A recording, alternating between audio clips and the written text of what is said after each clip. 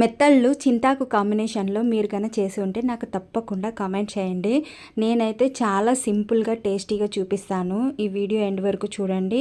ఈ వీడియో నచ్చినట్లయితే తప్పకుండా లైక్ చేసి మీ ఫ్యామిలీ ఫ్రెండ్స్ అందరికీ షేర్ చేయండి. అలాగే సబ్స్క్రైబ్ చేసుకోవడం మాత్రం మర్చిపోద్దండి. నేను ఈ మెత్తళ్ళని తీసుకున్నాను అనమాట. వాటి పైన తునకలు తీసేసేసి తలకాయ ఉంటాయి కదా, అవి తీసేసేసి లైట్గా చిన్న మంట మీద కాసేపు ఒక 5 minutes వరకు మనం వేయించుకోవాలి.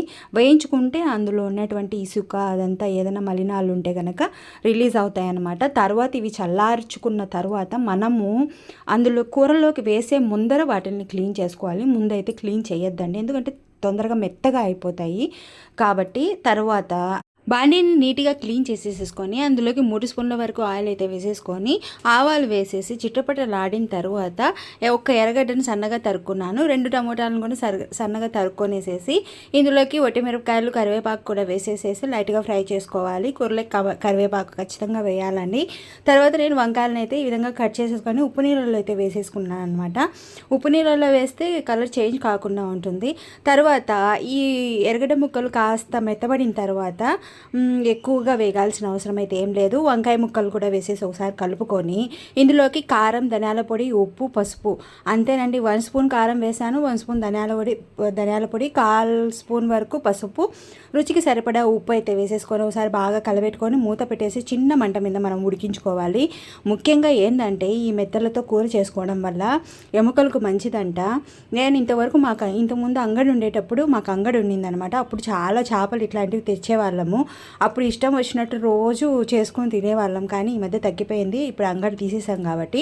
ఈ మెత్తలను అయితే నీట్గా క్లీన్ చేసేసుకొని ఇసుక ఉంటుంది ఒక 3-4 సార్లు బాగా క్లీన్ చేసుకున్న తర్వాత ఇందులోకి వేసేసుకోవాలి. వంకాయ ముక్కలు కొంచెం మెత్తబడాలన్నమాట. మెత్తబడిన తర్వాత వేయండి, ముందు వేయొద్దండి, మరి మెత్తగా అయిపోతాయి మెత్తళ్ళు. తినేటప్పుడు మనకు అసలు దొరకవు, పంటికి కూడా తగలవు అనమాట.